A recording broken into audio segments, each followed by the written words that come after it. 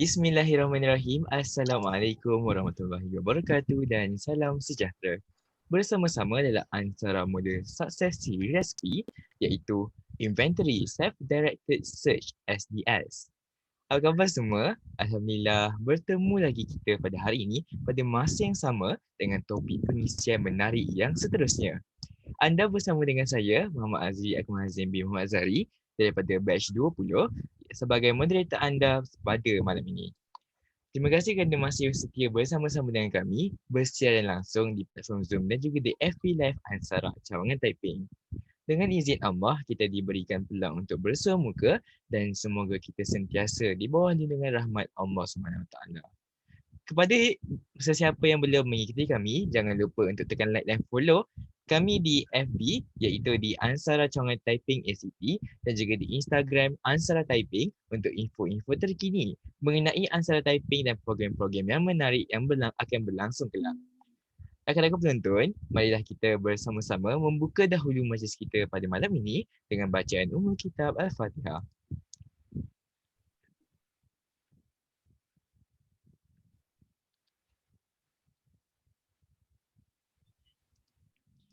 Amin, amin, amin. Ya Rabbal Alamin.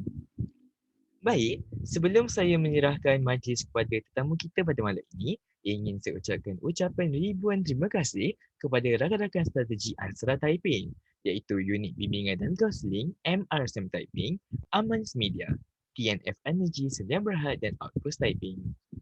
Rakan-rakan penonton, pada malam ini bersama-sama dengan kita ialah Puan Syafizah binti Muhammad Zangi daripada batch 06, iaitu kaunselor daripada Kementerian Pelajaran Malaysia. Apa khabar Puan?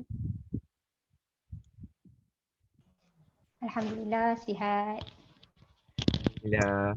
Terima kasih Puan kerana sudi meluangkan masa bersama-sama dengan kami semua pada malam ini.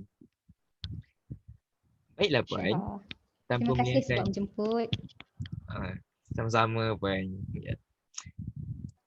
Baiklah Puan, tanpa menyahkan masa lagi, saya menjemput dan mempersilakan Puan Syafizah binti Muhammad Zangi untuk menyampaikan perkongsian beliau iaitu Inventory Self-Directed Search SDS. Dipersilakan Puan. Okey, terima kasih diucapkan kepada saudara moderator pada malam ini, saudara Azri. Pertamanya, Assalamualaikum warahmatullahi wabarakatuh. Terima kasih diucapkan kepada pihak Ansara MRSM Taiping, Tepin, atas kesudian menjemput saya lah untuk memberi perkongsian pada malam ini. Terima kasih juga kepada unit Bimbingan Kaunseling MRSM Taiping, Cikgu Aisyah. Tadi saya dengar ada Cikgu Syahid juga. Terima kasih dan terima kasih juga kepada adik-adik, saya panggil adik-adik ya, adik-adik yang sudi hadir pada malam ini. Okey, baik.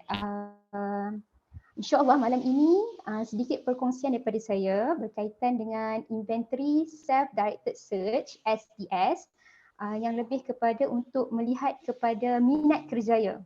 Okey. So saya percaya saya dapat maklumat daripada Cikgu Aisyah yang majoriti daripada adik-adik dah menjawab. Cikgu Aisyah dah berikan dan adik-adik dah dapat keputusannya. Jadi malam ini saya sekadar berkongsi interpretasi. Okey. Sebelum tu saya share skrin kejap.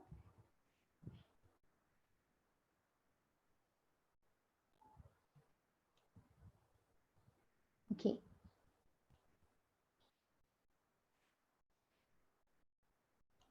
Alright. Alright. Okey. So inilah tajuk kita malam ni, iaitu jom kenali diri dan minat kerjaya melalui Inventory Self-Directed Search SDS. Okey. So saya sedikit sebanyak pengenalan sikitlah. Saya merupakan ini latar belakang saya. Saya pelajar MRSM Pendang 2002 sampai 2004, MRSM Taiping, saya batch SPM 2006. Kemudian saya ke matrik setahun. Kemudian saya melanjutkan pelajaran ke Universiti Putra Malaysia dalam Bachelor Pendidikan Bimbingan dan Kaunseling. Dan Alhamdulillah Allah beri izin kepada saya untuk sambung sarjana kaunseling di USN. Tamat pada 2017. Okay, so kalau nak hubungi saya ada di, ini gambar memang profil saya daripada dulu sampai sekarang, di IG dan Facebook. Okay, baik, kita teruskan. Okay, sebelum kita masuk kepada interpretasi, kita lihat serba sedikit mengenai pengenalan SDS. Okay, pengenalan serba sedikit. SDS ini dibina oleh John L. Holland berdasarkan teori yang dicipta sendiri oleh beliau, iaitu teori pemilihan kerjaya Holland. Okey, kalau adik-adik perasan, adik-adik jawab soalan yang banyak tu sebenarnya ada 192 item. Okey, dan 192 item ini dibahagi kepada 3 bahagian. Pertama adalah bahagian kesukaan. Dia tanya, suka tak buat macam ni? Suka tak bertukang? Suka tak betulkan alat jika berlaku kerosakan di rumah? Okey. So kedua, kecekapan. Dia tanya soalan berkaitan dengan kecekapan lah, kemahiran yang adik-adik ada. Dan nombor 3, soalan bahagian ketiga ini diberikan nama pekerjaan. Adik-adik suka tak dengan pekerjaan tersebut?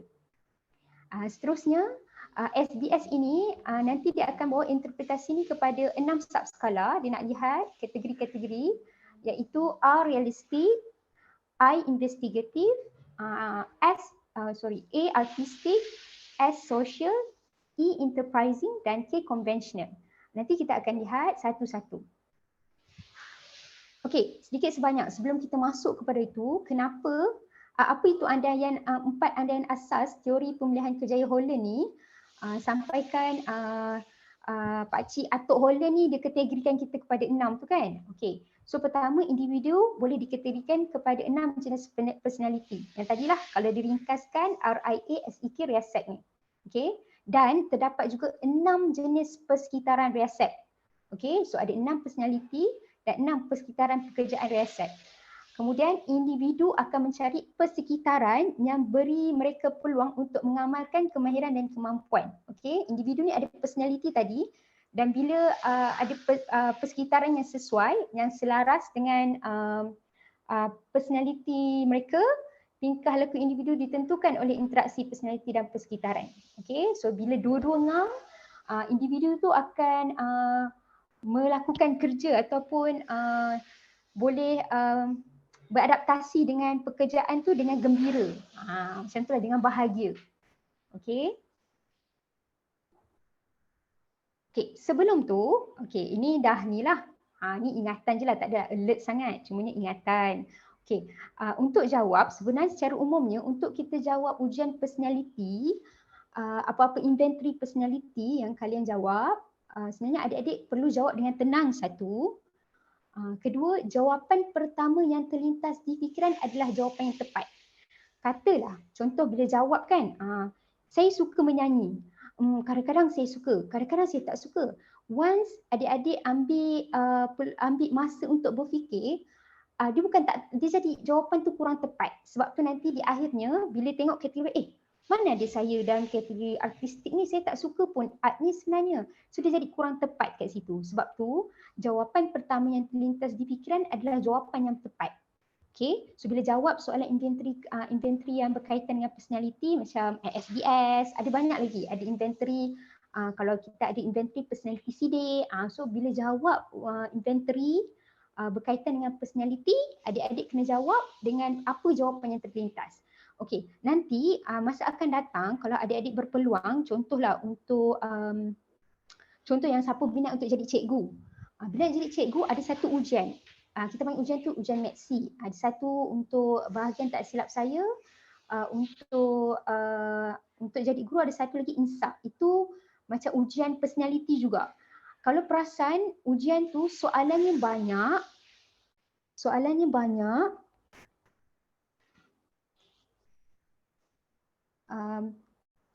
banyak dan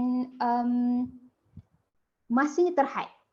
So kalau adik-adik, kalau nanti berpeluang untuk jawab SPA, so sangat dia akan jadi macam tu lah. Dia akan soalan dia banyak tapi masa dia sangat terhad.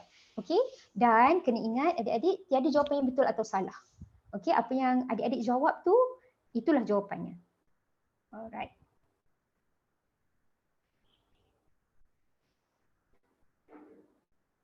Okey.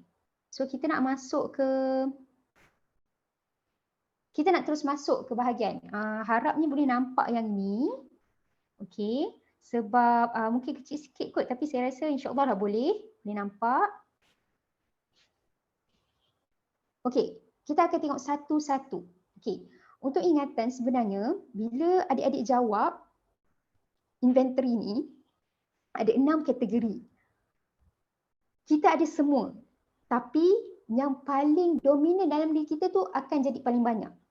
So kata adik-adik jawab, nanti akan dapat 3 kod mata Holland tu. 3 yang tertinggi tu adalah yang dominan dengan kita. Yang lain tu ada tapi tak dominan, kurang dominan berbanding yang dapat. Okay. So kita tengok yang pertama, realistik. Okay, untuk realistik. Untuk setiap kategori ini, kita akan lihat pada gaya individu atau ciri personality. Kita akan tengok persekitaran pekerjaan. Kemudian kita tengok persekitaran akademik dan juga contoh kerjaya. Okey, untuk orang realistik. Okey, so adik-adik yang dah dapat yang paling tinggi tu kan, cuba adik-adik tengok. Yang realistik ni macam mana ciri personality, ada tak kena dengan diri? Okey, gaya individu pertama agresif.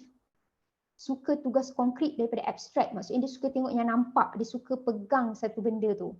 Dia seorang introvert, dia lebih kepada introvert dan juga praktikal. Dia suka benda yang dia boleh pegang. Okey, kalau tengok persekitaran pekerjaannya, pertama dia suka bekerja dengan objek, mesin, peralatan, tumbuhan dan binatang. Dia tak berapa suka kerja dengan manusia ni. Kalau dia buat contohlah, dia suka kerja dengan komputer. Okey, bila dia buat dengan komputer, komputer tak boleh lawan balik dia cakap kalau salah. Nak dia tak nak, dia teruslah dia off, shutdown terus, tutup terus ke kan. Kalau manusia dia akan lawan, jadi dia tak suka. Dia suka kerja dengan benda-benda. Okey, dan lebih suka bekerja di luar bangunan daripada di dalam bangunan. Okey, itu antara ciri-ciri persekitaran pekerjaan yang sesuai untuk individu yang lebih dominan dalam bidang realistik. Okey, seterusnya persekitaran akademik. Okey, dia memupuk kecekapan dan pencapaian daripada teknikal dan memanipulasikan benda, mesin atau binatang. Macam tadilah, maksudnya kalau kat sekolah, persekitaran akademik dia suka, dia lebih menyerlahkan dia punya sifat itu ataupun dia lebih menyerlah, lebih suka untuk buat benda berkaitan dengan mesin, binatang dan peralatan-peralatan. Okey, ganjaran ni lebih kepada kepuasan. Apa yang dia puas, apa yang bila dia dapat tu dia puas. Maksudnya bila dia buat satu benda tu, antaranya wang akan bagi, mungkin dia buat satu benda kan. Contoh macam mana dia baiki komputer tu, dia dapat wang tu bagi dia satu kepuasan tu bila dia bekerja, kuasa atau sesuatu yang dimiliki. Okay, dapat cipta satu benda, so dia akan, itu ganjaran, kepuasan baginya.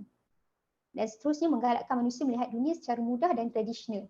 Sebab tu kalau tengok contoh pekerjaan dia adalah jurutera. Jurutera ni kan dia akan fikir untuk memudahkan sesuatu perkara. Nak angkat barang, macam mana satu benda tu, kita nak mudahkan pergerakan satu tempat ke satu tempat. So itu dia nak buat, dia nak tunjuk kat manusia sebenarnya benda ni mudah. Okay, so contoh kerjaya dia adalah seperti jurutera, jurubina, pengatur cara komputer, juruterbang dalam kategori realistik sebab dia lebih ke arah untuk koordinasi ataupun untuk uruskan alat-alat yang dalam kapal terbang elektronik tu kan. Kemudian ahli radiologi, juruteknik elektronik, atlet, ahli bomba dan penyelamat, pemandu, tentera, operator mesin, mekanik, ahli perkebunan dan pembuat perabot. Itu antara contoh-contoh kerjaya. Okay. So tadi realistik, sekarang kita nak tengok investigatif. Okay, investigatif. Okay, cuba kita tengok apa ciri-ciri individu atau gaya individu. Pertama, analytical, seorang yang rasional, teliti dalam masa buat kerja, intellectual, sebab lebih orang investigatif ni dia lebih pada pemikiran, sifat ingin tahu yang tinggi, suka buat pemerhatian, suka belajar benda baru, suka buat penyelidikan, kemahiran saintifik dan matematik. Dia lebih ke arah kemahiran saintifik dan matematik. Okay, so persekitaran pekerjaan yang sesuai dengan individu ni adalah dia lebih ke arah menggunakan kemahiran menyelidik, kemahiran saintifik, intelektual, analytical dan mementingkan ketepatan. Okay, dan meminati kerjaya saintifik dan beberapa kerjaya bercorak teknikal. Okay. So itu investigatif persekitarannya. So kalau tengok nanti kita akan tengok contoh kerjaya sebentar lagi, nanti adik-adik boleh relate kenapa suka persekitaran pekerjaan macam ni. Okey, persekitaran akademik memupuk kecekapan dan pencapaian saintifik. Okey, suka kepada persekitaran yang akademik yang lebih ke arah pemerhatian dan penyiasatan fenomena secara sistematik. Ganjaran ataupun kepuasan dia bila dapat menjalankan sesuatu perkara tu yang saintifik dan menggalakkan manusia melihat dunia secara kompleks, abstrak, bebas dan semula jadi.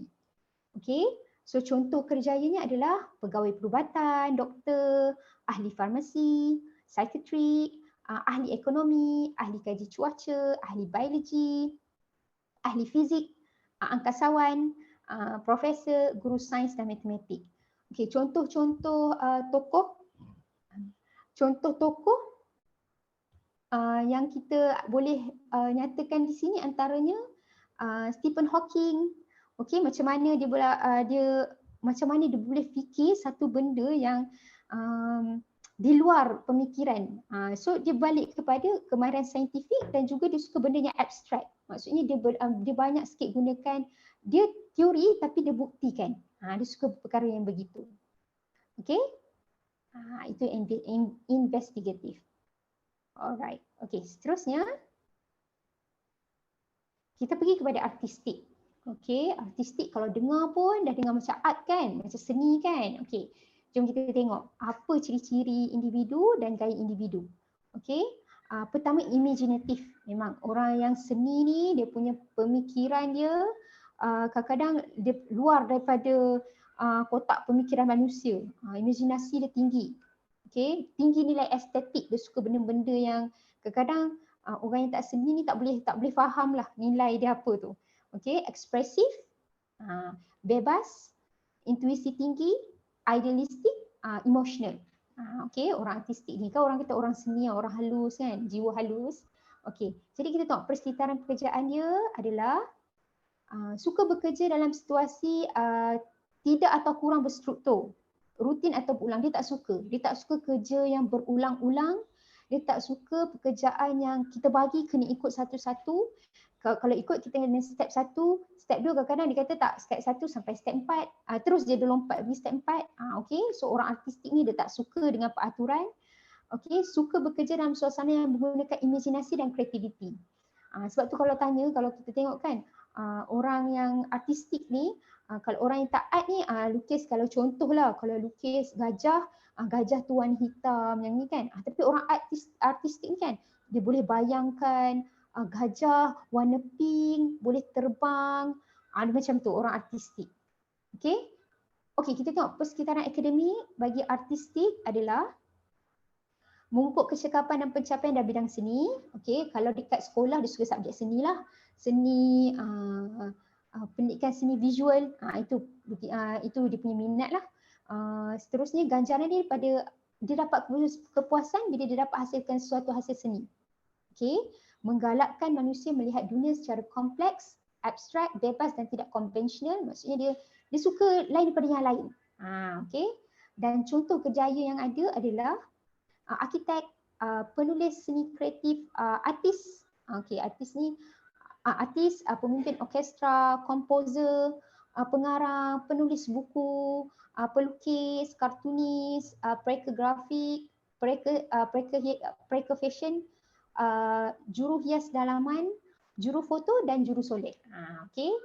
So cuba tengok ada tak yang arts tu kan? Mana satu? Ada tak yang tinggi, yang A dia nombor 1? Ada tak kena dengan diri sendiri? Okey. So tadi kita dah tengok RIA. So kita nak masuk social. Okey. Sosial. Okey. Apa ciri orang kategori sosial ni? Pertama, dia suka interaksi sosial. Dia suka kerja-kerja kemasyarakatan dan kerja-kerja yang ada kaitan dengan pendidikan. Okey. Suka menolong. Melatih. Minta maaf, menolong, melatih, membantu membuat kebajikan pada orang lain. Okey. So dia suka berinteraksi lah. Okay. Seterusnya, persekitaran pekerjaan yang sesuai dengan individu sosial ni adalah persekitaran pekerjaan yang memerlukan interaksi, kerjasama, kolaborasi, saling membantu, melatih dan membuat kebajikan kepada orang lain. Okay, dia suka dengan manusia. Dia berbeza dengan individu R tadi. Orang R tadi introvert, tapi orang yang social ni dia extrovert. Okey, masuk dalam ni lah yang kita letak. Gaya individu dia orang extrovert. Dia suka berkomunikasi. So antara orang yang terkesan dengan COVID-19 ni sebenarnya bila kena duduk rumah ni, antaranya ni lah orang-orang dia macam saya sendiri tak boleh jumpa orang, tak boleh bersosial kan. Itu sedikit sebanyak orang sosial ni lah yang terkesan dengan PKP. Tolong duduk di rumah ni. Okey. Okey, so seterusnya, okey, kita tengok persekitaran akademik. Okey. Yang sesuai adalah memupuk kecekapan interpersonal. Maksudnya orang ni kan dia suka yang aktiviti-aktiviti dalam kelas kan. Suka yang macam okey, duduk dalam kumpulan, presentation, dia suka perkara begitu. Okey, minat dalam melatih, mendidik, mengubati atau menyedarkan orang lain. Ganjaran yang disuka atau kepuasan yang dapat adalah bila dia dapat bersosial dan melakukan aktiviti kemanusiaan dan menggalakkan manusia melihat dunia cara yang fleksibel. Maksudnya ada benda ni dia bukan 1+1 tak semestinya 2 lah. Macam tu lah lebih kurang. Maksudnya dia dapat lihat tu okey, kita kena tahu apa orang ni dulu, kita kena dalami. Tu orang sosial. Okey. So contoh kerjaya antaranya adalah guru, okay, pensyarah, kaunselor, okay, pekerja sosial, pegawai perhubungan awam, penyambut tetamu, pegawai kebajikan masyarakat, jururawat, paramedik, pramugara-pramugari, pemandu pelancong. Okay. So misalnya jururawat kan, dia kena ada ciri sosial ni. Sebab apa? Contohlah macam sekarang ni musim COVID kan, dia sangat nak membantu. Ada satu term dia altruism. Maksudnya dia melebihkan orang lain berbanding dengan dirinya. Okey. So inilah barisan hadapan kita kan. Kita doakan barisan hadapan kita kuat insya-Allah. Okey. So dah social. Okay, kita tengok pula enterprising. Okey. Enterprising kalau dengar macam usahawan sikit kan. Dia menjurus ke arah itulah. So individu ni adalah extrovert. Okey, agresif, suka mengembara, suka peranan pemimpin, pandai memujuk, okay, mahir dan pandai berkata-kata. Okay.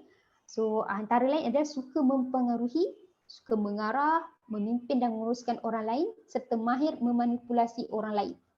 Sorry, itu perkataan orang lain. Okay. So ciri orang enterprising. Okay. So kalau businessman dia kena ada ciri ni. Kalau businessman tak ada ciri ni, susahlah. Okay.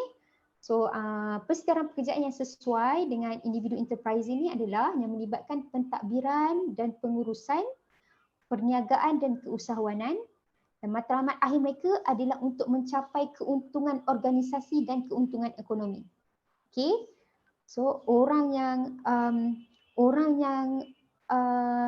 enterprising ni dia extrovert, dia berbeza dengan social tadi sebab orang sosial tadi dia buat baik, dia tak perlukan pulangan. Tapi enterprising ni, dia buat baik, dia baik dengan orang sebab dia nak pulangan untuk datangkan keuntungan pada diri dia sendiri ataupun organisasi. Okay. So kita buat persekitaran akademik. Okay. Memupuk kecekapan dia suka aktiviti yang dia boleh mempengaruhi orang. Okay. Memimpin dan memanipulasi orang lain. Kepuasan baginya adalah bila dia dapat buat aktiviti seperti keusahawanan dan bermatlamatkan wang, kuasa dan status, dan menggalakkan manusia melihat dunia dari segi kuasa, status, tanggungjawab, mudah dan stereotip. Okay. So kita tengok contoh kerja yang sesuai adalah biasalah usahawan, pengarah syarikat, eksekutif pemasaran, ejen insurans, peguam, ahli politik, pengurus hotel, pengurus bank, wartawan, okay, wartawan ya, suka mengembara kan tadi, jurujual, jurulatih dan ejen pelancongan. Okay, antara yang kamu boleh nampak jelas lah, contohlah saya boleh beri Dato' Alif Shukri lah. So itu, cuba tengok dia buat macam ni, extrovertnya tu terlalu extrovert, tapi apa untung dia? Dapatlah orang belilah barang dia daripada orang tak nak beli kan, tapi itulah orang panggil law of attraction. Benda yang kita tak nak tu kita tolak, itulah yang kita lah ada ni lah. Okay, so itu antaranya. Kalau kamu tengok ejen insurans macam mana dia datang, dia tak, selagi dia tak dapat, selagi tu dia akan usaha. Dan ahli politik dan peguam. So ciri-ciri ni semua enterprising. Alright.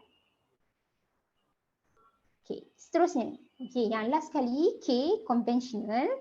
Okay, kita nak lihat conventional pula. Gaya individu atau ciri personality orang conventional ni adalah yang praktikal, dapat mengawal diri, konservatif, suka tugasan berstruktur, melakukan tugas dengan terperinci dan patuh pada peraturan. Kalau perasan orang konvensional ni, dia berbeza sangat dengan orang artistik. Orang konvensional ni kalau cakap nombor satu, okey, nombor satu masak, kita kena panaskan minyak. Dua, masukkan bawang.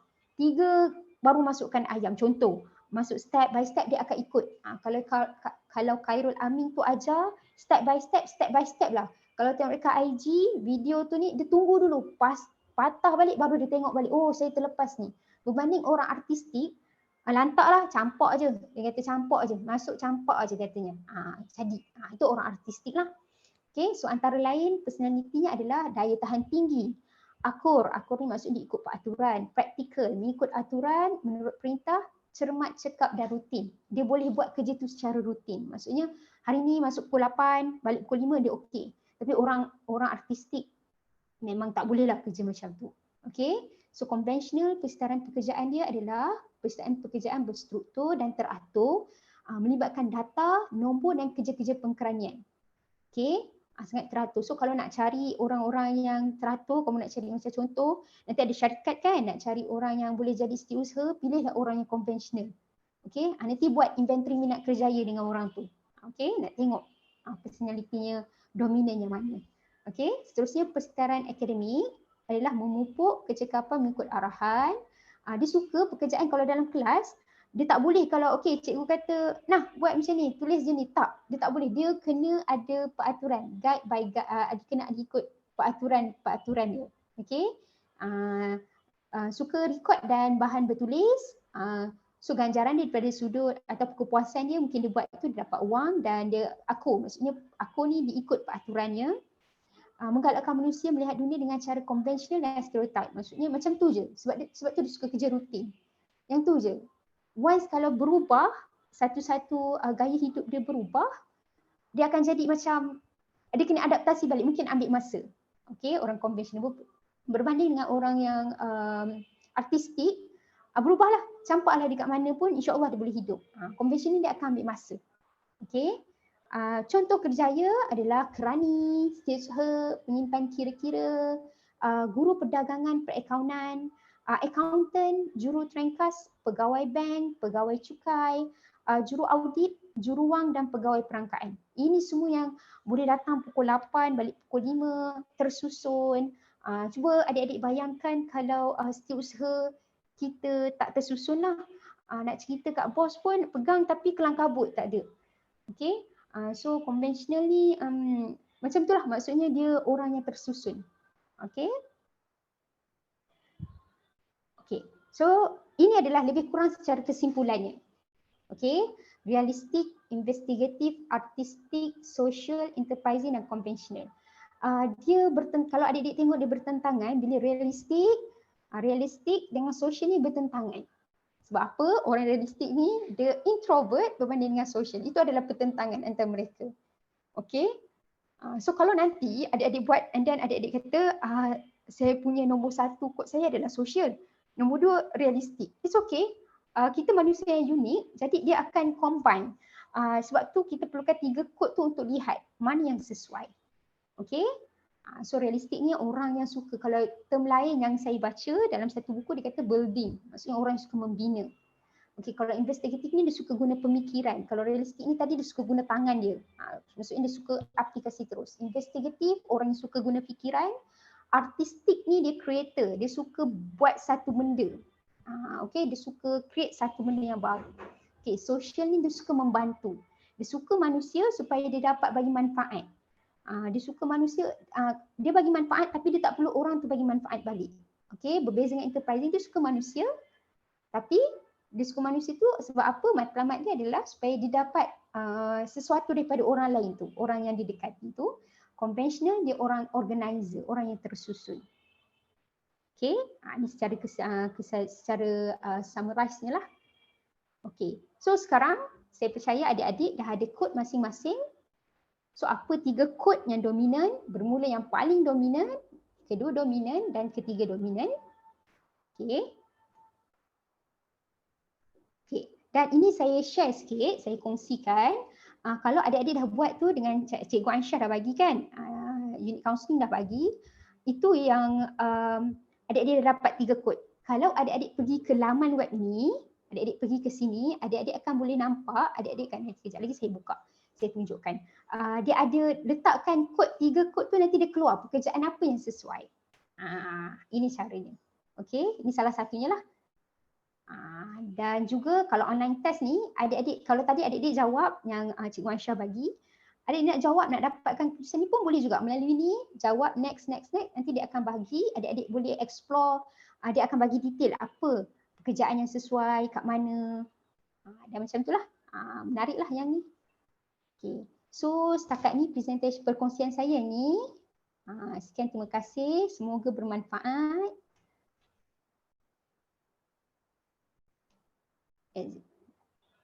Okey. So jika adik-adik ada soalan, dipersilakan. Cikgu Pija. Ya, saya. Cikgu Syafiza. Adakah personality SDS ni boleh kita tengok dari segi kepimpinan? Okey, kepimpinan. Personality macam mana yang kita boleh tengok dari segi kepimpinan? Okey, setakat kalau kita nampak adalah orang yang lebih ke arah enterprising. Okey, sebab pemimpin kalau ikut dia boleh perkataan manipulasi orang tu macam kita rasa macam tak berapa baik, tapi sebenarnya dia manipulasi maksudnya dia dapat mempengaruhi orang lain. Kalau niat dia baik, dia bolehlah bawa orang tu ke arah kebaikan. So kalau banyak, kalau nak lihat kepada ni, pendapat saya enterprising lah. Yang pertama E tu dia kena, ataupun dalam 3 kodnya salah satunya ada E. So itu yang membawa dia untuk memimpin. Okay, Cikgu Aisyah ada tambah? Okey. Macam mana dari segi pembinaan hubungan? Pembinaan hubungan lebih kepada orang sosial. Sosial ni pembinaan hubungan macam mana tu Cikgu Aisyah? Contohnya? Maksudnya macam mana pelajar yang yang tak ada S, dia bukan tak ada, sebenarnya dia tak cenderung ke S lah kan. Bukan pijaran, dia tak cenderung ke S, dia boleh dia boleh hadapi situasi. Macam ni kita tahu tadi dia lambat untuk dia bertindak kan, lambat untuk dia menyusahkan diri. Tapi macam mana kita nak bantu orang-orang yang macam dari dalam C untuk dia boleh berhubung dengan connect dengan orang luar, bukan dengan dia saja. Okey. Macam yang saya cakap awal tadi, sebenarnya kita ada ciri-ciri semua tu, cuma yang dominan tu kita tak ada. So contohlah kalau pendapat saya, orang-orang yang jenis yang macam dia perlu cuba, kalau dia kena sesuaikan diri, kena berusaha untuk sesuaikan diri untuk dia dapat apa yang dia nak. Maksudnya contohlah, sebab saya boleh cakap contoh macam jururawat. Pekerjaannya dia perlu sosial. Sebab dia perlu membantu orang lain, sampaikan dia bukan tak pentingkan diri sendiri, cumanya dia tahu dia kena buat tanggungjawab dia begini. So katalah bila individu tu tak boleh adaptasi, contoh dia pilih pekerjaan jururawat, dia jadi jururawat tu sebab ini je lah, itu lepas habis SPM saya dapat diploma jururawatan, saya masuk, saya sambung je lah, itu je yang ada, sebab susah, yang pekerjaan lain susah. So bila dia jadi individu tu bila dah kerja pun dia tak boleh nak adaptasi kan. So bagi saya bila ada individu yang tak boleh ni, sama ada dia kena berubah, sebab ataupun kalau kata dah kerja, kalau tak sesuai, dia rasa dia tak boleh berubah, memang dia tak boleh berubah, satu hal dia kena tukar pekerjaan dia. Yang itulah maksud saya. So kalau dia nak adaptasi, dia kena cuba berubah, sebab bukan dia tak ada, ciri sosial tu dia ada, Cuma kalau dia nak improve sebab saya rasa kita boleh improve benda tu. Kita boleh ke arah tu. Kena polish lagi lah bahagian tu. Itu pendapat peribadi saya lah. Puan Syafiza. Ya saya. Okey, jadi sekarang kita ada banyak soalannya di ruangan chat. Soalan yang menarik. Okey, kita pergi dua soalan pertama lagi dulu. Okey, soalan pertama. Baik. Dia tanya daripada Ikmal Ahmad, dia tanya, cikgu kalau ada 4 yang sama markah dia macam mana? Okey. Yang kedua, daripada Nur Farah Raihana, dia tanya, ada tak jenis kawan yang sesuai dengan setiap jenis kod? Itu dua soalan pertama. Ya. Okey, soalan yang menarik. Empat yang sama kan? Okey, 4 yang sama ni bila jadi dia ada beberapa kaedah tau sebenarnya. Dia nak matchkan. Contohlah katalah yang 4 tu katalah kita tengok dulu. Kalau kata riasat ni kan, yang dapat 3 utama tu adalah SEA. Okay, so bila dia buka SEA ni, kalau kamu buka yang tadi saya ada bagi link kan, bila kamu tengok dia ada senarai pekerjaan. Okay, selalunya cikgu kaunseling SEA ni lah dia bagi. Lepas tu kamu rasa macam macam bukannya pekerjaan ni macam tak sesuai je dengan saya.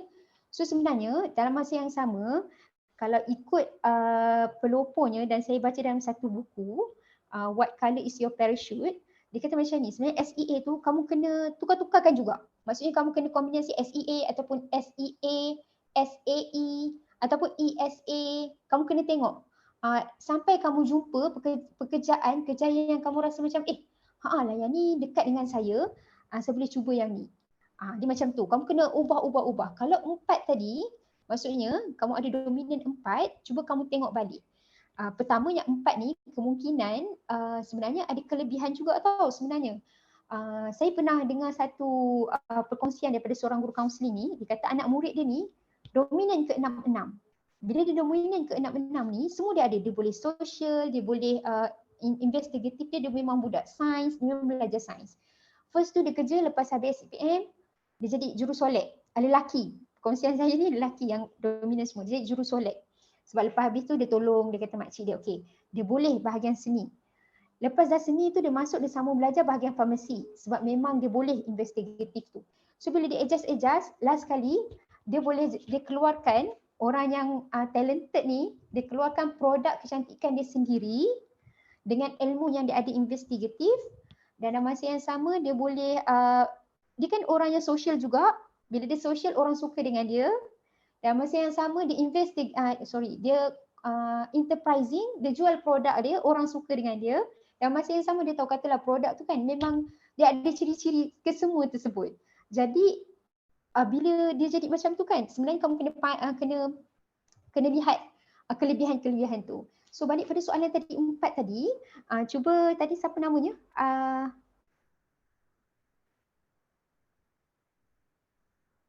Empat tadi kan? Azri ke?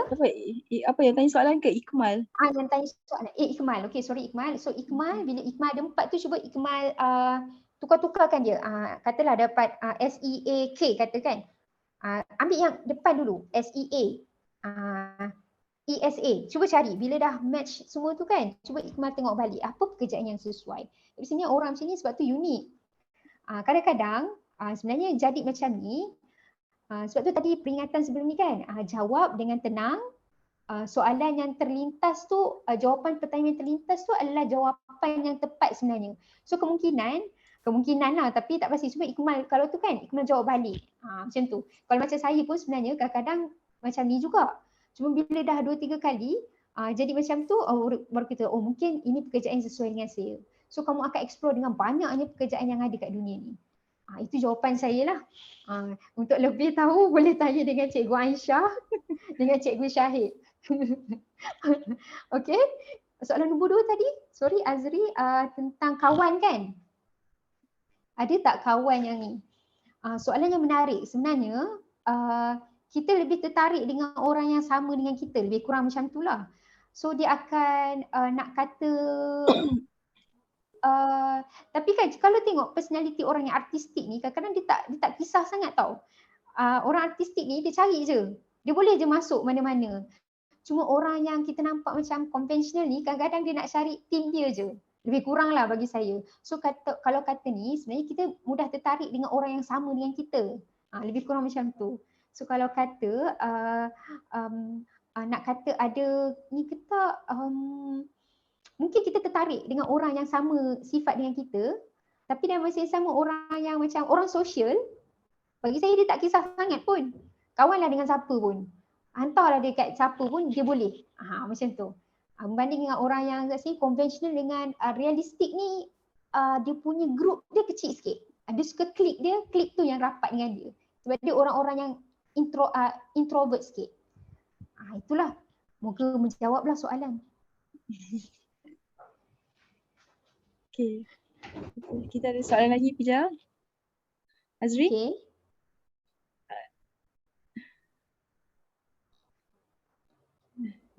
Mana satu? Nama. Kita ada soalan lagi, Pija. Okay. Empat, okay. Kalau ada personal okay. Sekejap saya Azan nak tanya. Boleh tak kalau 3 kod kita bertukar semakin kita. Oh ya, soalan yang baik. Ni Alif Danish. 403 ya.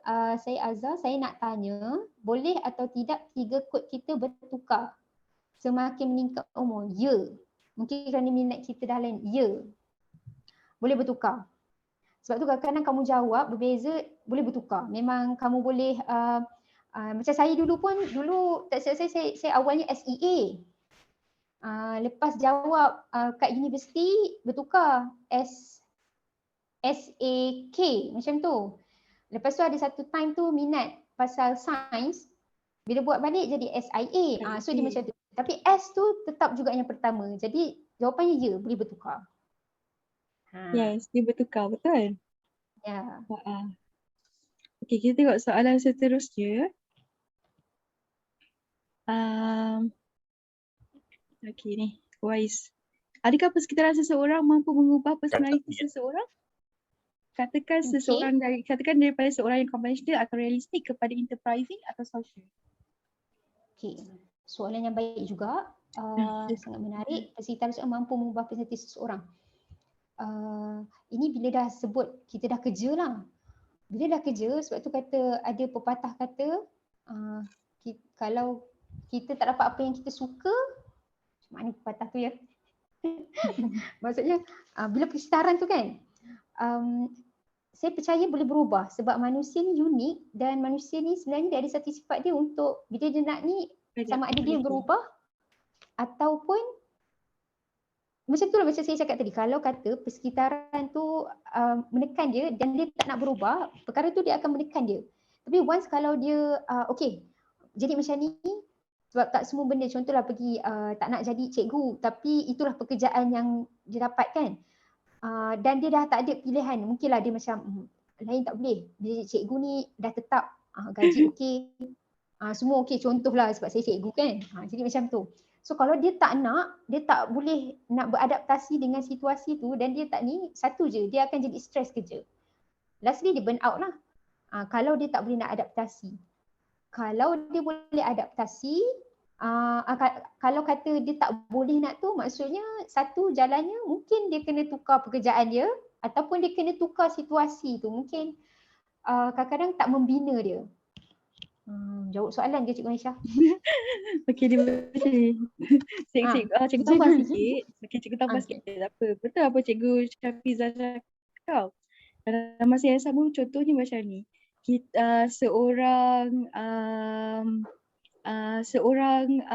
Okey, kita bagi seorang kaunselor contohnya kan, dekat tempat kerja dia kena berpersalitis sebagai kaunselor lah, social apa semua kan.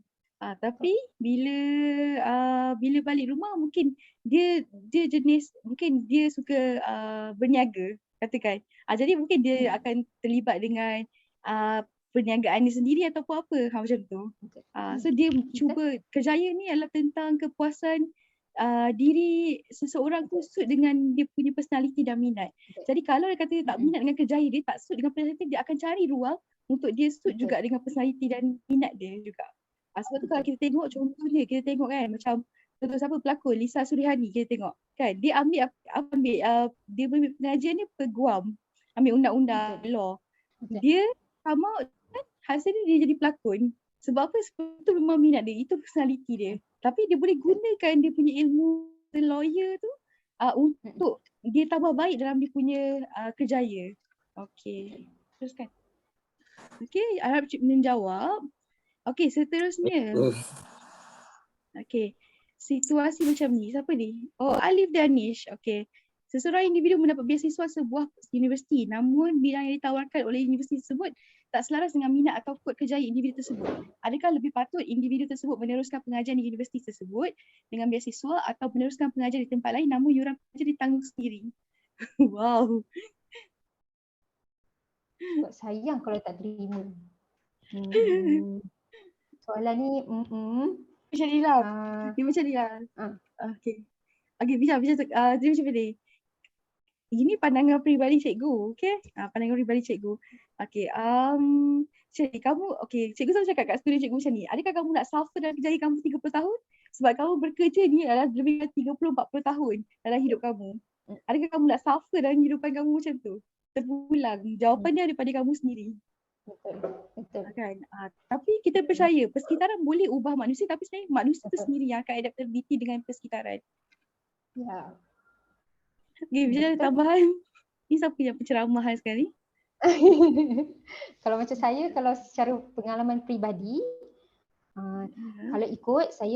kalau ikutlah memang Emerson Taiping ni, kita dengar pun mata rendah sains, marah kan. Awalnya memang sains lah. Memang sebenarnya daripada form 1 lagi kita memang sains. So waktu saya sekolah, yang saya ingat sepanjang sekolah menengah, memang saya didoktrinkan. Doktrin perkataan ni doktrinkan engineer ataupun doktor. Dua tu lah. Engineer ke doktor. So macam waktu tu kan tak explore kan. Macam saya tak explore. Okay. So tak explore bila okey lah tak apalah, ambil lah bila dapat SPM, lepas dapat SPM tu okey, rasanya macam mana, macam ingat nak tukar lah. Saya waktu tu saya nak pergi dah bidang yang sains sosial. Saya nak pergi asasi, saya UIA ada satu asasi yang ke arah sains sosial ni. Tapi adalah macam persekitaran kan, mudah terpengaruh. Ambil lah sains, sayang lah budak sains tak ambil, tak terus sains. So saya pun okey lah, teruskanlah matrik. Ambil jurusan sains hayat. Okay. So teruskan. Dalam 1 tahun saya belajar tu, saya tahu saya boleh belajar. Saya tahu saya boleh belajar, tapi saya tahu saya tak ada kepuasan belajar dalam bidang sains yang sains hayat ataupun bidang sains yang tulen ni. So dengan beranilah, lebih kurang berani juga waktu UPU untuk masuk ke ijazah sarjana muda. UPU saya pilih waktu tu, saya ingat saya boleh buat 8 pilihan tak silap saya. 8 pilihan. Pilihan pertama saya satu-satunya bidang yang lain iaitu Bachelor Pendidikan Bimbingan dan Kaunseling. 7 ke bawah semuanya berkaitan sains, tapi sains yang bukan doktor macam tu lah, dia sains pemakanan. Saya pilih yang tu. Yang lain semua sains, tapi nombor 1 saya tu adalah kaunseling. Bachelor Pendidikan Bimbingan Kaunseling UPM. Memang saya pilih yang tu. Dan hati saya nekat, saya doa ke Allah, kalau betul Allah nak bagi saya bidang yang macam bukan sains kan, Allah akan izinkan saya lah pergi interview semua tu, dan alhamdulillah itu jalan saya. Itulah, itu pengalaman saya lah. Maksudnya saya hadap dulu, cumanya macam last kali memang okey, saya rasa saya boleh belajar tapi bukan kepuasan saya.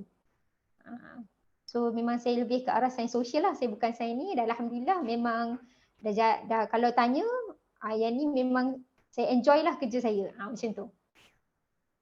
Wallahualam. Saya nak bagi pendapat sikit boleh cikgu? Sila. Siapa tu? Saya Baim. Oh, Baik. Okey. Silakan. Okey, macam saya faham pelajar ni dapat beasiswa, dia tanya dia dapat beasiswa, tapi beasiswa tu untuk bidang yang bukan katalah mengikut minat dia ataupun kecenderungan dia, kan? Pada saya kadang-kadang ni pelajar ni tak faham sebenarnya bidang yang ditawarkan ataupun banyak bidang-bidang, contohnya kejuruteraan, perubatan dan sebagainya tu, walaupun kita nampak dia memang betul-betul sains, tapi sebenarnya dalam bidang tu sendiri dia ada cabang-cabang Contoh pengurusan, kita ada cabang-cabang contohnya macam tidak semestinya kita membuat perlu buat pembedahan, tidak semestinya.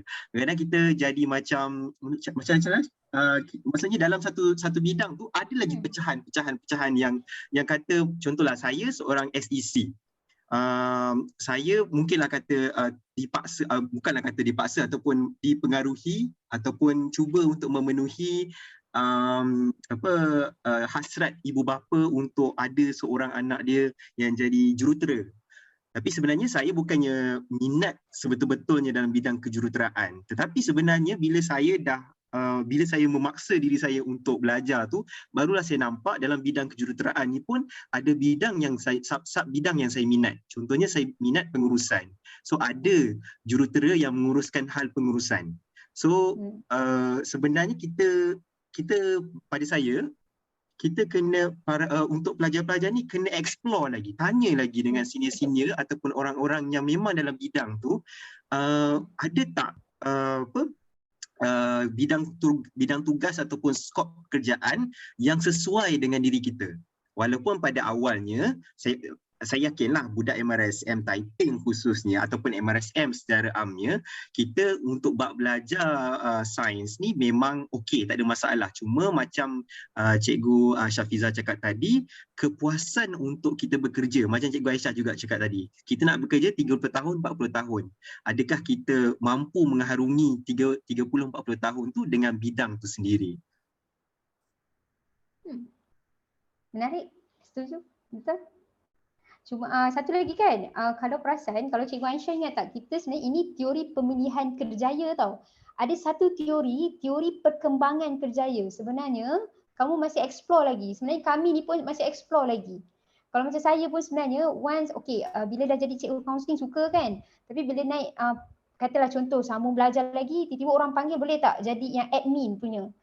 Nak tak nak waktu tu satu, adakah sebab kearahan terpaksa terima, kalau tolak ada apa ke kan, macam itulah maksudnya kamu explore lagi sebenarnya. Bila kamu pergi satu benda tu, kamu dah explore, baru kamu nampak tak sesuai. Dalam teori perkembangan kerjaya super, ada sampai satu tahap dah kerja pun kadang-kadang dia rasa dah senang, sebab tu ada setengah orang kita nampak dia dah senang tapi kenapa dia turun daripada pekerjaan tu, dia sanggup tinggalkan kerja tu untuk dia tolong mak dia buat bisnes ke apa. So dekat situ dia ada teori perkembangan kerjaya ni, ada sampai satu tahap kadang-kadang berubah. Ada satu kes yang saya pernah dengar, dia jurutera sebabkan jurutera tu memang sebab dengan dia terima beasiswa and then dia kerja jurutera dah berapa tahun. Tapi macam ada benda yang nilai pekerjaan, ini masuk nilai pekerjaan pula. Nilai pekerjaan ni apa yang kamu nak dengan pekerjaan tu? Ada orang nilai pekerjaan dia nak duit yang banyak. So jadi pekerjaan yang tu duit tak nampak tak banyak, kerja teruk tapi duit tak banyak. Jadi macam mana nak ubah? Jadi usahawan. So dengan beraninya dia tukar pekerjaan dia, okey tak apalah, saya nak kerja, saya nak berniaga. So tu nilai pekerjaan. Ada orang nilai pekerjaan dia nak masa lapang yang banyak. So macam kes tadi, jurutera kerja kena sampai malam, tak ada masa dengan family. So and then end up dia buat apa? Dia mohon untuk jadi guru. So ada jenis yang macam tu, maksudnya okey, dah standard dah, gaji dah okey, tapi sebabkan nilai pekerjaan, nilai dia adalah dia nak masa dengan family, dia sanggup korbankan yang dah tinggi, kadang-kadang dah jawatan apa dah, tak apa, saya resign, saya jadi macam ni. Kadang-kadang suri rumah, macam tu. So wallahualam lah tu, macam Baim punya tu pengalaman yang menarik lah. Dia bisa dia banyak, dia kalau dalam pemilihan kerjaya ni dia ada banyak faktor. Salah satunya adalah daripada segi personality dan minat yang kita bincangkan ni. Betul. Kan? Ada juga dari segi nilai. Jadi apa yang sebenarnya pelajar boleh buat adalah explore kerjaya tu. Betul? Kadang-kadang kita nampak macam engineering tu dia banyak patutnya orang R lah kita rasa. Tapi dalam engineering tu sendiri banyak je bidang-bidang lain. Berkaitan dengan pengurusan, kewangan pun kadang-kadang kan. Jadi memang kita nak tak nak kita kena berubah juga kan sometimes lah. Okay. Alright Pijah, kita teruskan. Banyak ni Pijah. Itulah. Mana tadi dah tertinggal tukar. Umur dah. Okay. Cikgu rasa ni kot, Iman Khalidah kot. Kan, saya nak tanya jika kod Holland itu berubah, contohnya sebelum ni kod dia lain, sekarang kod lain, adakah ia bermaksud kita berubah minat tapi cita-cita tetap sama? Macam mana tu? Nanti saya nak tanya cerita kod lain tu berubah cerita sebelum ni kod dia lain, sekarang kod lain. Adakah itu maksud kita berubah minat tapi cerita tu tak sama, macam mana tu? Kalau berubah, maksudnya kamu kalau macam saya explore balik. Maksudnya dia berubah tu sebab sebenarnya kan antara sebab berubah tu kita dah tambah maklumat kita tentang satu kejaya. So bila kita tahu kan contoh tentang doktor kan. Dulu waktu zaman saya doktor ni macam oh baguslah doktor ni kan. Tapi zaman sekarang kalau kamu rajin baca buku bukan novel lah tapi cerita yang doktor-doktor kongsikan pengalaman, kamu dah tambah pengalaman tu tau. Oh rupanya doktor bukan setakat dia, doktor kena tu, doktor kena ni kan. Dia dah tengok yang COVID ni kan. So bila dan dia bertingkah pula dengan nilai diri kamu, dia akan buatkan kamu macam goyah. So kamu akan bila jawab balik, kenapa pula dah tak doktor lah ni, macam tu. So bila kamu jawab balik tu sebab kamu ada pertambahan maklumat. Itu jawapan saya lah. Very good. Okay. Okay. Kita Tapi soalan Cikgu Aisyah, kejap. Yes. Tadi kan yang Alif ke yang tanya tadi pasal beasiswa. Satu kan Alif bagi saya lah, satu kumpul maklumat dulu. Lepas tu cuba satu kumpul maklumat, dapatkan pendapat orang yang dalam bidang tu macam mana. Bila dapat maklumat tu nanti Alif kan nilai semula. nanti nilai semula dan kedua Alif buat istikharah lah. Itu yang ni lah, maksudnya musyawarah dengan manusia, lepas tu istikharah lah. Istikharah doa mana yang Allah bagi macam kalau buat ni dia tak rasa tenang hati tak? Macam itulah. Allah alam. Okey, banyak soalan ni Cikgu Pija. Okey, Okay. Cikgu Pija, kalau kita ni adalah seorang gamer atau pemain e-sport, kita berada di kategori yang mana? Pada zaman kini, apakah pendapat Cikgu Pija bahawa permainan e-sport boleh jadikan kerjaya tetap? Ini soalan ni kan famous sebenarnya tau. Okay. Satu, cuba cari e-sport ni kan. Cuba cari maklumat e-sport ni. Cuba apa laluan e-sport ni sebenarnya. Kalau saya bukan tak menggalakkan tau. Cumanya kalau kita tengok siapa yang kita tahu Solos. Dekat Malaysia ni siapa lagi? Maksudnya pemain e-sport ni yang betul-betul dia consume masa dia memang dia nak benda tu. Tapi apa kejaya dia tu macam mana? Orang kata buat live stream lah, okay. So kena consume benda-benda macam tu. E-sport. Kalau saya lah antara gamer ni dia nak kata bagus juga sebenarnya orang yang e-sport ni dia adalah orang yang Artistik. artistik. Ni tau dia punya realistik, dia punya kemahiran intelektual dia tinggi tau sebab nak main tu strategi. Zaman saya dulu budak-budak je Warcraft je kan. Tapi susah juga, saya main sekejap je. So kalau sekarang ni e-sport ni boleh kamu nak ni tapi cuba kamu tahu apa laluan dia. Macam mana cara dia dapat duit. Macam katalah kamu punya nilai duit kan. Masa dia macam mana. Maksudnya kamu kena tahu betul-betul. Kamu dapatkan maklumat e-sport tu betul-betul. Dan kalau kamu kata okay memang saya boleh ni commit, silakan. Sebab bagi saya e-sport ni kamu tak perlu sambung belajar universiti pun kan. Kecuali kamu nak jadi orang yang buat e-sport tu. Maksudnya orang yang createkan permainan e-sport tu. Itu ya. Itu bagi saya punya jaminan jugalah. Dan bagi saya e-sport ni sebenarnya dia bukan calang-calang orang tau. Sebenarnya kalau kamu tengok orang yang peringkat antarabangsa yang menang tu tak silap saya dia seorang engineer tak silap. So dia bukan orang yang macam okay e-sport main hari-hari. Bagi saya bukan macam tu. Dia adalah orang yang memang dia ada kemahiran dia, macam mana dia punya ni, dia macam tu. So bagi saya dia adalah macam side, mungkin dia macam seorang engineer tapi dia suka main e-sport. Dia macam tu. Allah alam. Okay, Pija, next soalan. Okay. Boleh Cikgu Pija? Boleh sila. Okay, is it possible for someone to get sick, rasa macam nak stop to work at their own interest? If it possible, can Cikgu Pija explain it? Why? And I heard that kerja kita ni doesn't need to match our interest. So is it true? So why? Okay, soalan yang menarik. Someone to get sick rasa macam nak stop. Dia sebab cabaran tau. Tak ada kerja yang tak ada cabaran. Bila kita dah masuk satu pekerjaan tu, bila ada cabaran, nak tahu kita kuat ke tak kuat tu lah. Macam maksudnya bila ada cabaran tu, kita nak tahan. Kita boleh adaptasi tak? Kita boleh tak atasi cabaran tu? So bila tak boleh adaptasi dan kita tak boleh nak fleksibel dengan diri sendiri, kita tak boleh kompromi, once dia jadi burn out lah. Tapi kat sini soalannya, sorry terlari pula. Interest, and I heard that kerja it doesn't need to match our interest. Balik pada apa Cikgu Aisyah cakap tadi, sebab bila kerja, kalau orang betul-betul, kejaya ni dia bukan macam okay 10 tahun tukar kerja, itu bukan macam tu tau. Kejaya ni ada satu definisi dia adalah kejaya ni bila kita buat yang kejaya yang berpanjangan. Kita buat tu, kita seronok. Katalah bila dia tak seronok, dia tak match dengan personality dia lah sebenarnya. So bila dia tak tu, dia akan, dia tak seronok kerja. Sebab minat dia tak ada. So apa yang menggerakkan dia untuk buat kerja sesuatu kerja tu? Kemungkinan orang yang buat kerja dia tak minat pun, satunya mungkin sebab nak hidup. So mungkin yang tu lah dia nak family, dia nak bantu. So dia tak minat tapi itulah pekerjaan yang ada, dia ni. Cuma untuk diri dia, dia tak minat, dia boleh tak buat kerja tu? Dia berfungsi tak dengan kerja tu? Sebab once bila dah kerja, ada banyak kena kira faktor lain, salah satunya keberkatan. Dah masuk yang itu kan. Betul, sebab bila kamu kerja, kamu kata tak apalah, ni lah tak minat, okey. Tapi kamu boleh buat kerja tu tak? Kamu okey tak dengan kerja tu? Kalau kamu tak okey sebab saya nak tahan, sebab banyak faktor lain. Sekarang ni kalau saya tak kerja, saya berhenti kerja yang ni, saya kerja yang lain, nanti tak ada makan pula macam tu. So banyak benda. So kalau macam mana, so is it true? Ada orang, saya percaya ada individu yang memang dia buat kerja dia tak minat tapi dia buat juga kerja tu. Sebab ada faktor lain yang menggerakkan dia untuk kerja benda tu juga. Itu jawapan saya lah Cik Aisyah.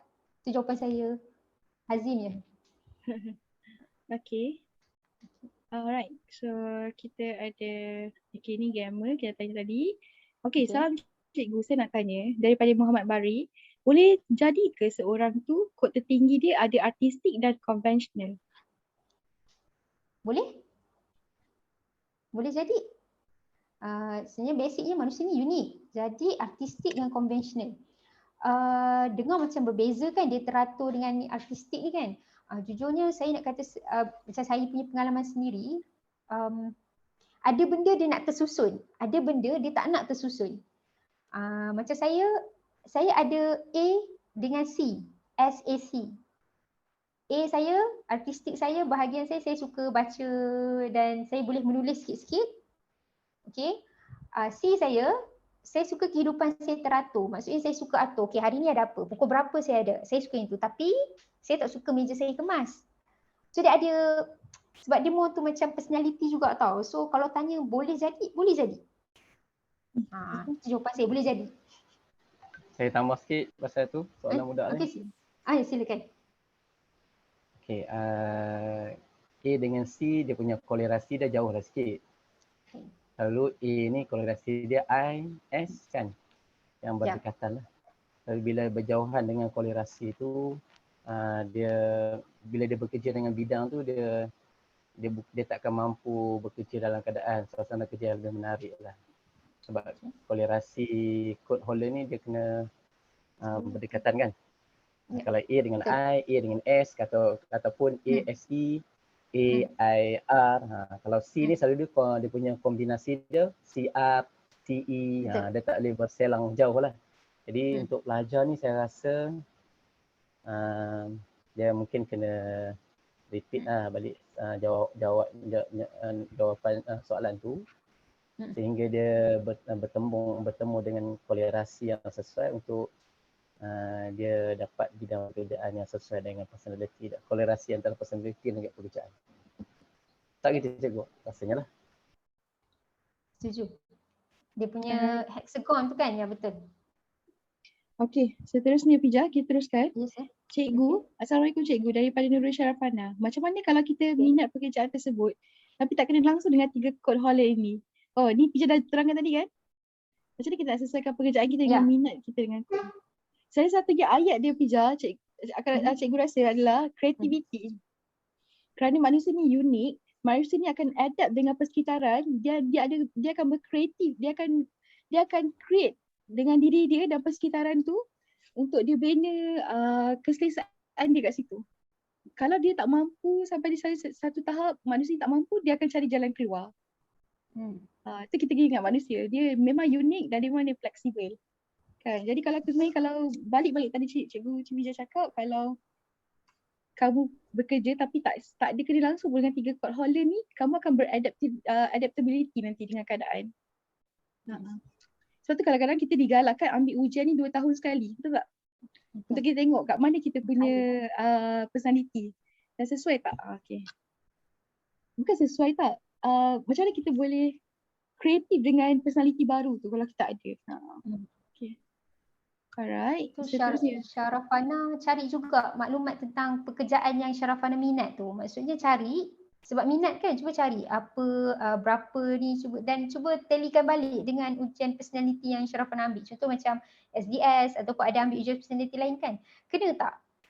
Sebab kadang-kadang risau, kita minat, kita tahu yang sepis tau. Macam saya dulu tahu doktor macam ni, tapi kita tak tahu sebenarnya kerja doktor, belajar dia kena macam ni, kena ni. Kalau dah tu baru Syarafana boleh nampak, lah macam ni. Oh, saya memang minat lah. Jawab balik. Cuba jawab balik. Sebab rasanya dia sebenarnya ada keselarasan sebenarnya dengan ujian personality tu. Takut macam tadi Cikgu Syahid kot yang bagi respon kan. So jawab balik, cuba tengok balik. Tapi once kena cari juga maklumat tentang kerjaya yang Syarafana minat. Untuk Nurul Syarafana ni, cikgu rasa kalau dia jawab kod Holland tu, kalau dia jawab dalam keadaan yang sesuai, dia akan dapat sebenarnya 3 kod Holland ni sebab studio Holland ni adalah saintifik kan. Dia takkan lari sebenarnya. So cikgu rasa dia mungkin salah jawab atau dia tak faham soalan tu. Kalau dia betul-betul faham, dia akan dapat kod Holland berdasarkan minat dia. Sebab kod Holland tu lahir dengan berdasarkan minat kita, dengan jawapan kita bagi berdasarkan soalan tu. Tapi dekat sini saya rasa dia kata dia langsung tak jumpa minat dia selaras dengan 3 kod Holland tu. Jadi saya rasa mungkin dia kena jawab lagi sekali lah. Dia tak, kalau kita ada minat bidang tu, kita akan dapat kod Holland berdasarkan bidang tu. Itu pada saintifik. Dia akan dapat, insyaAllah dia akan dapat. Nanti datang bilik kaunseling lah, jumpa Cikgu Aisyah untuk jawab lagi sekali. Syarafana. InsyaAllah nanti kita tolong. Okey, seterusnya Pija. Assalamualaikum Cikgu. Dari Nik Nur Umi Fatimi. Ada banyak jenis personality untuk mengetahui minat dan personality kita. Seperti Myers-Briggs Type Indicator, Big 5 Personalities, Enneagram, Holland Code dan sebagainya. Soalan saya, mengapa Holland Code yang biasa digunakan untuk mengetahui bidang kerjaya yang kita cenderung? Adakah ia yang paling tepat? Okay, nanti Cikgu Aisyah bantu saya juga. Sebenarnya yang lain-lain ni, tak silap saya pelopornya memang Holland. So dan Holland ni untuk pengasasnya Holland dan bagi saya dia mudah untuk bagi penerangan. Yang lain pun sama sebenarnya. Kalau yang saya ingat saya waktu saya belajar dulu, ada banyak lain tapi nanti dia akan back to macam Holland punya kategori ni juga. Jadi macam contoh Myers-Briggs Type ni, saya rasa dia more to personality. Maksudnya bila personality, ujian Holland ni memang ujian dia bawah kategori personality juga tapi more to kerjaya. Myers-Briggs ni sama juga kalau kamu pernah dengar inventory personality sidik, dia personality manusia tapi bila dia nak ngamkan dengan orang kategori 6 ni kan, kamu akan nampak. Dia akan selaraskan. Kalau tu kamu akan selaraskan dia. Kalau kamu nak cuba jawab, Nik Nur nak cuba jawab dan cuba kamu tengok macam nak selaras tak dengan yang SDS ni. Sebab kalau SDS ni pemilihan kerjaya. Yang lain ni lebih ke arah tak silap saya personality. So bila personality, ngam tak dengan 6 personality manusia yang kategori minat kerjaya ni? Itulah. Ini dari apa yang kita belajar lah, apa yang cikgu belajar. Holland ni dia adalah basic, dia adalah asas pada pemilihan kerjaya. Dia ada persekitaran kerjaya, dia ada minat dan dia ada personality dalam tu. Kalau kita nak terangkan dia secara teknikal sebenarnya, tapi kita kata kenapa selalu orang gunakan Holland ni, sebab Holland ni lah yang basic, yang paling asas dalam kerjaya, dalam persekitaran kerjaya sebenarnya. Kan? Persekitaran kerjaya yang terus membawa kepada nama kerjaya tersebut. Okey, jadi kenapa kita kata Holland? Sebab dia adalah basic. Ni basic dia. Dan kebanyakan event-event lain ni pun kebanyakan ni masih menggunakan basic Holland tu dalam dia punya inventory. Kalau kita nak buat inventory, kita nak bina inventory, kita mesti ada satu teori yang kita pegang ataupun kita mesti ada satu tapak yang kita pegang dan kita kembangkan balik. Okay, ni kalau kamu minat, kamu kena masuk counselling. Dia kata. Alright, okay, so terusnya Fiza. Okay, teruskan banyak soalan ni. Okay, Amir, daripada Amir Luqman. Assalamualaikum cikgu, saya nak tanya, kalau peluang pekerjaan yang banyak ditawarkan tapi orang kurang minat atau pakar dalam bidang itu, adakah pekerjaan tersebut apa yang saya tak faham Amir Luqman? Amir Luqman. Okay. Mana Amir Luqman. Maksudnya kalau peluang pekerjaan yang banyak ditawarkan tetapi orang kurang minat atau pakar bidang tu, adakah pekerjaan tersebut? Oh, maksudnya dia nak tanya pada saya lah. Ada tak peluang pekerjaan yang banyak ditawarkan tetapi orang kurang minat bidang tu dan pakar dalam bidang tu kurang? Ada tak? Pada saya lah. Bidang-bidang pekerjaan yang ni memang yang macam sekarang, yang baru, bidang-bidang baru, contohnya big data, data scientist, semua bidang-bidang baru yang sangat diperlukan oleh dunia. Ini adalah bidang-bidang yang sangat baru dan peluang pekerjaannya sangat banyak dan orang pakar dalamnya sangat sikit. Dan dia punya future ataupun masa depan bidang ni sangat cerah. Betul, setuju. Dia prospek pekerjaan kan, prospek kerjaya masa akan datang. Kadang-kadang pekerjaan sekarang kita dengar macam diperlukan, 10 tahun dari sekarang pekerjaan tu dah tak valid dah. Macam tu lah lebih kurang. So antara sekarang yang nampak masa depan seperti yang Mbak Im cakap tadi, big data scientist ni. Okay, so kita ada soalan seterusnya. Alif Danish, anda kata seseorang dah bekerja dalam bidang yang diminati. Namun setelah beberapa ketika, seseorang itu berasa bosan dan kod kerjayanya bertukar. Kalau ikut kata Cikgu Aisyah, nakkah kita suffer 30 tahun bekerja kat kerja yang kita tak suka?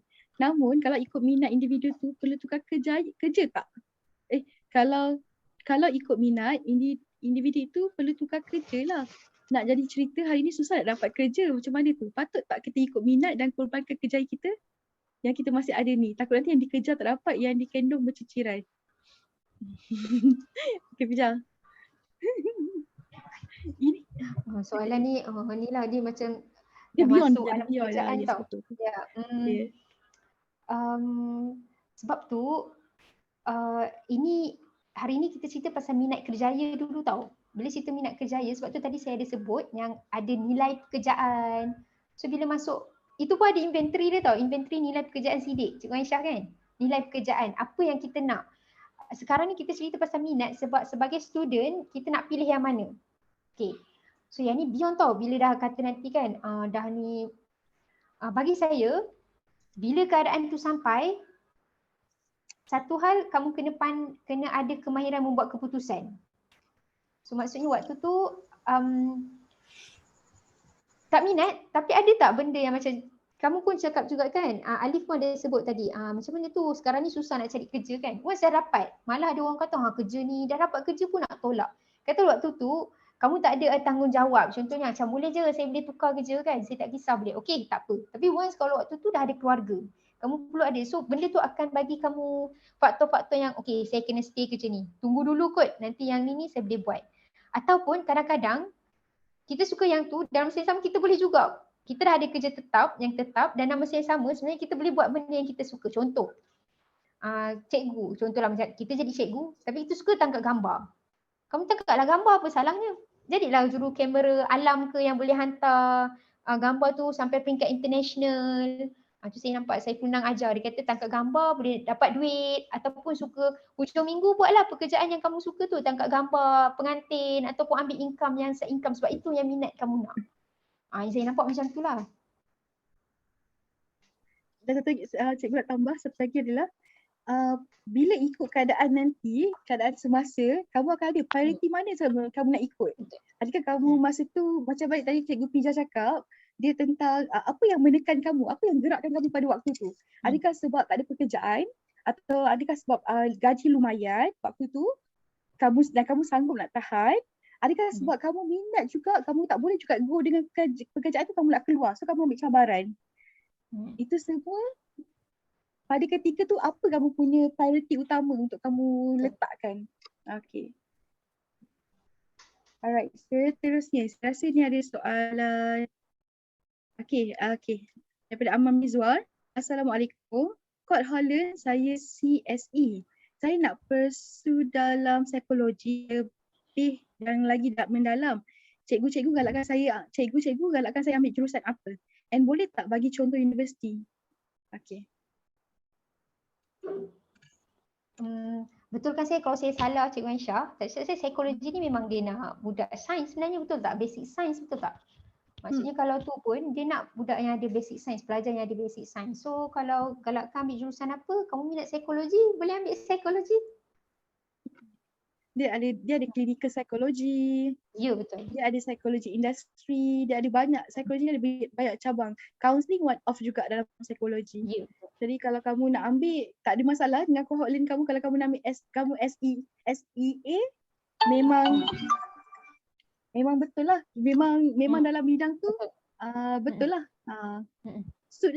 Kita kata sesuai lah kan. Okay, alright. So, okay. Kalau dia ada SEA tu, kalau dia ada I lagi bagus.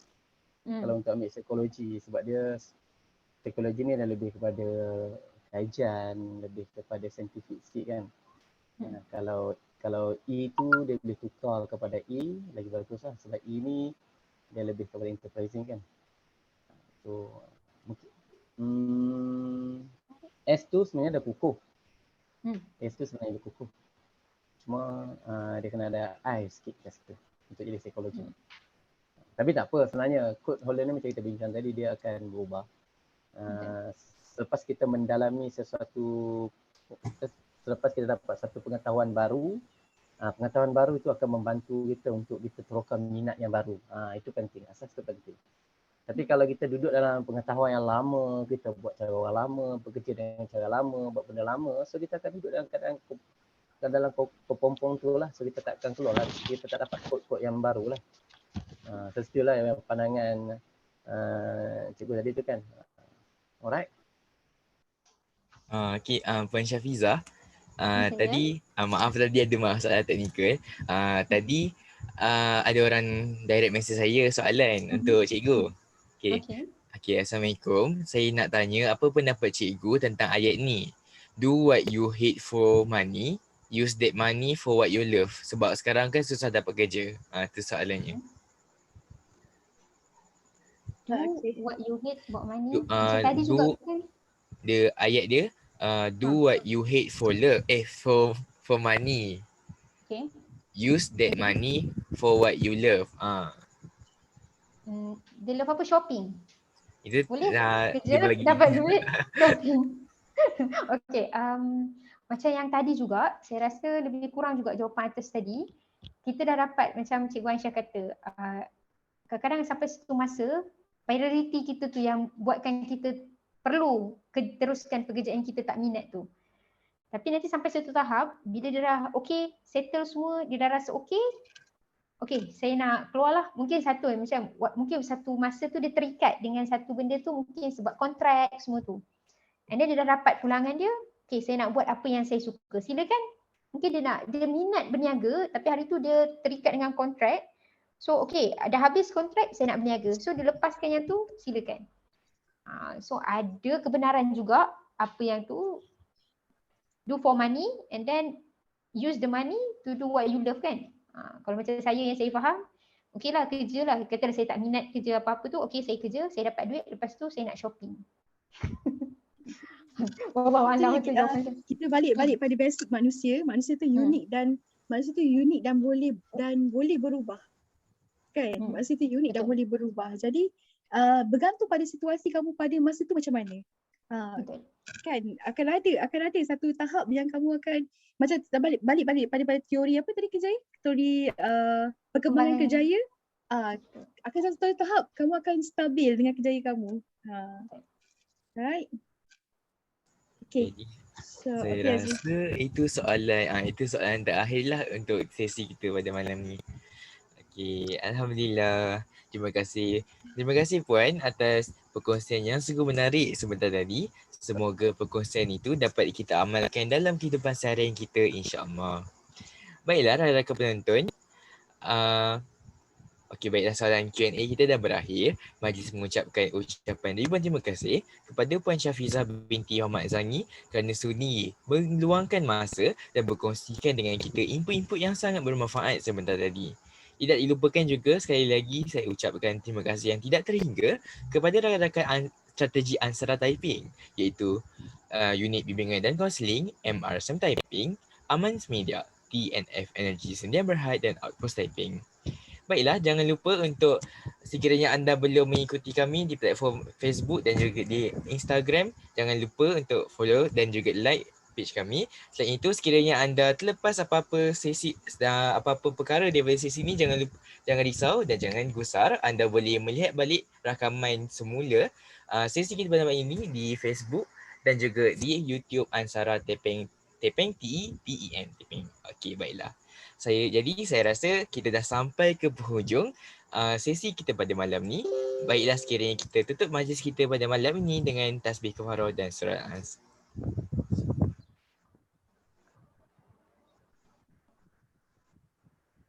Terima kasih Puan. Terima kasih cikgu dan juga terima kasih semua para penonton sekalian. Assalamualaikum warahmatullahi wabarakatuh dan selamat malam.